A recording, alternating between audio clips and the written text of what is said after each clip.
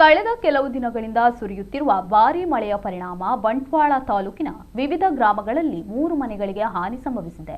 ಅನಂತಾಡಿ ಗ್ರಾಮದ ಗೋಳಿಕಟ್ಟೆ ನಿವಾಸಿ ಸೀತಾ ಅವರ ಮನೆಗೆ ಮರ ಬಿದ್ದು ಹಾನಿಯಾಗಿದೆ.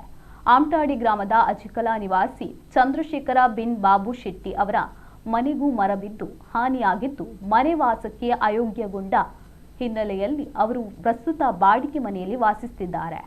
ಇನ್ನೊಂದೆಡೆ ವಿಟ್ಲ ಕಸಬಾ ಗ್ರಾಮದ ಅಲಂಗಾರು ನಿವಾಸಿ ವನಜಾ ಅವರ ಮನೆಯು ಮಳೆಯಿಂದ ಹಾನಿಯಾಗಿದೆ.